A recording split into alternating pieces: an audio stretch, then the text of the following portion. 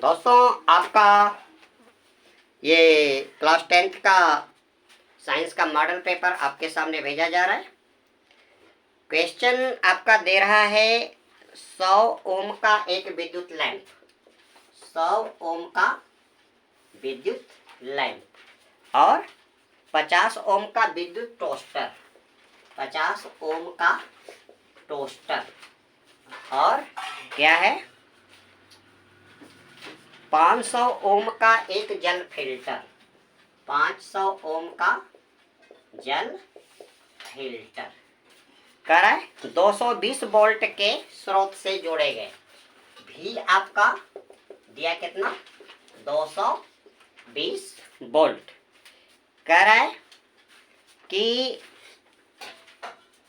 220 volt के विद्युत स्रोत से पार्श्व क्रम में संयोजित हैं।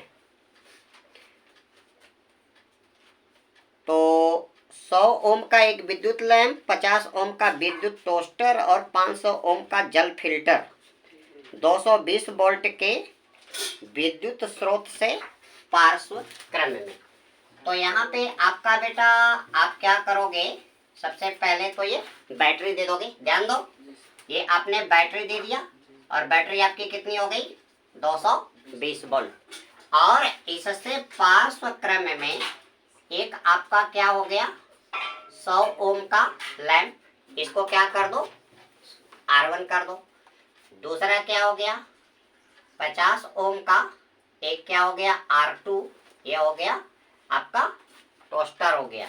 और क्या हो गया ये 500 ओम का आपका क्या हो गया जल फिल्टर। ये तीनों आपके क्या हो गए समांतर क्रम में हो गए। कह रहा है उस विद्युत स्त्री का प्रतिरोध क्या है जिसे यदि समान स्रोत के साथ संयोजित कर दें तो वह उतनी ही विद्युत धारा लेती है जितनी तीनों युक्तियां लेती हैं। तो दोस्तों यहाँ पे आप ध्यान दीजिए, यहाँ पे वोल्टेज आपका कितना दे दिया 220 वोल्ट और यहाँ पे आपके R1, R2 और R3 किस क्रम में है समांतर क्रम में जुड़े हैं। ठीक है, R1, R2, R3 ये आपके किस क्रम में जुड़े हैं समांतर क्रम में। आप क्या करोगे समांतर क्रम में आप क्या निकालते हो प्रतिरोध निकालते हो। तो 1/R इक्वल क्या होता है 1/R1 plus 1/R2 plus 1/R3 होता है। और यहाँ पे आप क्या कर दो वैल्यू दे दो। तो 1/R बराबर ये आपका हो गया 1/100 प्लस 1/50 प्लस 1/500 हो गया।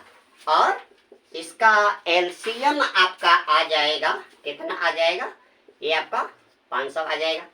तो ये कितना हो जाएगा, ये 5 हो गया और ये कितना हो गया 10 हो गया और ये कितना हो गया 1 हो गया। तो ये आपका 10, 5, 15, 16 बटे कितना हो गया 500। तो 1/R इक्वल हो गया 16/500। तो R कितना हो गया 500/16। क्या कर दो 500 में 16 का भाग दे दो, 500 में 16 का भाग दे दो, 16 त्याई 48 कितना बचा 2, 16 एकम 16 कितना बच गया 4, दशमलव लगाओ 0, 16 दूना के 32, 8 आ गया 0, 16 पचे 80।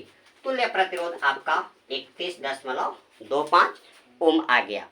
तो कह रहा है कि उस स्त्री का प्रतिरोध क्या है जिसे यदि समान स्रोत के साथ जोड़ दें और उतनी ही विद्युत धारा लेती है जितनी की तीनों युक्तियां लेती हैं। तो यहाँ से आप क्या कर दो I निकाल दो और I बराबर क्या होता है V/R होता है।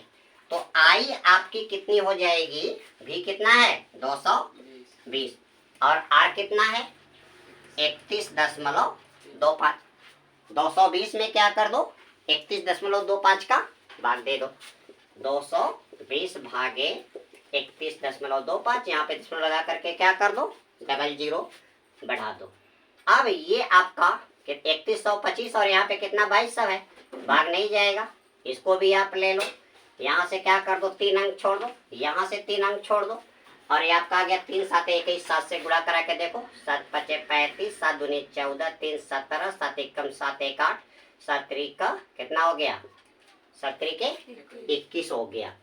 तो 7 5 35, 7 दूनी के 14, 3 17, 7 एकम 7 1 8 और ये हो गया 7 3 के 21। यहाँ पे आ गया आपका 5, यहाँ पे 9 में से 7 गया 2 और 9 में से 8 गया, आपका कितना हो गया, 1 हो गया। दशमलव लगा करके दोस्तों ये अब बढ़ाओ, नहीं जाएगा, 0 बढ़ाओ, 1 0 और बढ़ा दो। अब ये आपका 3 अंक छोड़ दो, 3 अंक छोड़ दो और ये हो गया 3 चौके 12, तो 4 5 20, 4 दूनी के 8 2 10, 4 एकम 4 1 5 और 4 3 12, यानी कि आपका आई आ गया कितना, 7.04 एम्पियर। तो सवाल कर रहा है बेटा, ये आपकी विद्युत इस्त्री का प्रतिरोध क्या है, जिसे यदि समान स्रोत के साथ जोड़ दें तो उतनी ही विद्युत धारा लेती है जितनी की क्या करती हैं तीनों युक्तियां। और यह भी ज्ञात कीजिए कि इस विद्युत इस्त्री से कितनी धारा बहेगी। तो चूंकि ये तीनों युक्तियां क्या कर रही हैं, 7.04 एम्पियर ले रही हैं और उतनी ही धारा लेती है जितनी इस्त्री ले रही है? तो इस्त्री से प्रवाहित धारा आपकी कितनी हो जाएगी, 7.04 क्या हो जाएगा, एम्पियर हो जाएगा। ठीक है, समझा गया। अब हम क्या करेंगे, अगला क्वेश्चन दे रहा है, किसी चुंबकीय क्षेत्र में स्थित बिंदु धारावाही चालक पे आरोपित बल कब अधिकतम होता है। तो चुंबकीय क्षेत्र में स्थित धारावाही चालक पे लगने वाला बल, प्रश्न नंबर आपका 4, ये आपका दिया प्रश्न नंबर 4 कह रहा है कि चुंबकीय क्षेत्र में स्थित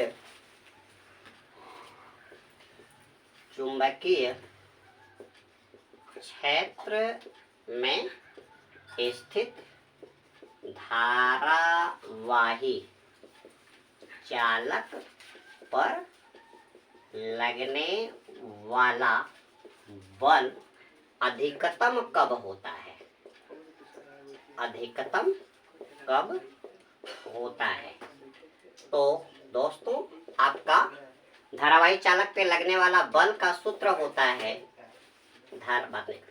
धारावाही चालक पर लगने वाला बल, ये आप क्या करते हो, लारेंज बल से निकालते हो, लारेंज बल के द्वारा। और F बराबर होता है QVB साइन थीटा, या आपका होता है BIL साइन थीटा। और F मैक्सिमम तब होगा जब आपका साइन थीटा की वैल्यू कितना दे दे, 1 दे दे। और साइन थीटा 1 आपका कितने पे, साइन थीटा इक्वल कितना, 90, तो थीटा इक्वल टू क्या, 90। ठीक है, तो बल क्या हो, कब अधिकतम होगा, कब, जब ये फ्लेमिंग के बाएं हाथ से निकाल लोगे, यानी जब आपकी ये चुंबकीय क्षेत्र की दिशा और ये क्या हो गया, ये आपकी धारा की दिशा और क्या हो, एक दूसरे के क्या हो, 90 अंश हो, है ना। तो बल क्या हो जाएगा, अधिकतम हो जाएगा, यानी कि आपका थीटा कितना, 90 अंश होने पर बल आपका क्या हो जाएगा, अधिकतम होगा। दोस्तों अगला क्वेश्चन आपका फिजिक्स पोर्शन से दे रहा है,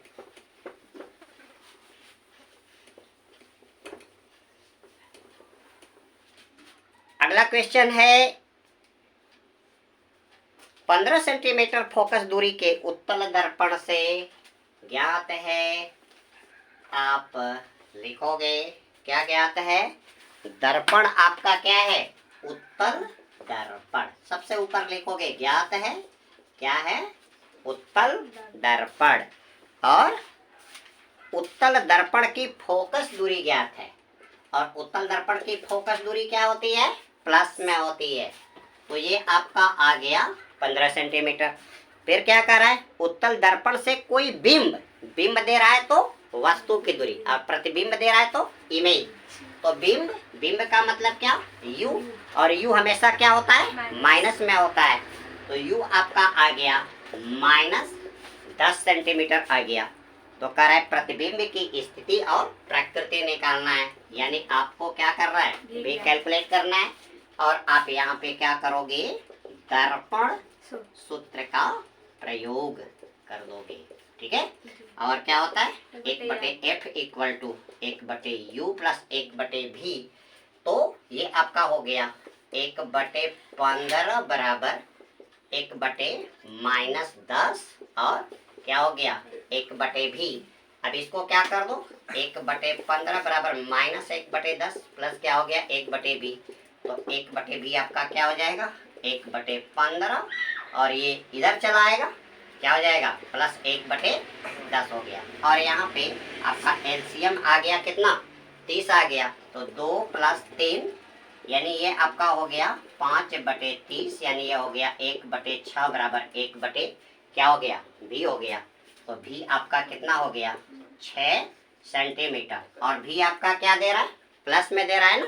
और उत्तल दर्पण के लिए v आपकी कितना? दर्पण के पीछे क्या होगा? 6 सेंटीमीटर की दूरी पे। और प्रतिबिंब क्या हो जाएगा? आभासी हो जाएगा, ठीक है। प्रतिबिंब की प्रकृति क्या हो जाएगी?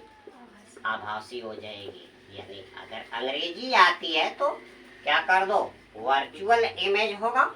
और प्रतिबिंब की स्थिति क्या हो जाएगी? दर्पण के पीछे 6 सेंटीमीटर की दूरी पे। तो दोस्तों, आपको अभी क्लास 10th के मॉडल पेपर का फिजिक्स का वर्जन अभी बताया जा रहा था।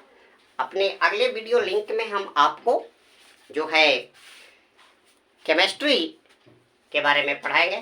तो दोस्तों, अगर ये मेरा मॉडल पेपर का वीडियो लिंक आपको पसंद आया है तो आप इसे ज़्यादा से ज़्यादा ग्रुपों में शेयर करें, सब्सक्राइब करें और लाइक करें। मेरी शुभकामना है कि आप इस बार 27 फरवरी को बोर्ड पेपर में निश्चित तौर पे धुआं करके आएंगे। दोस्तों, धन्यवाद।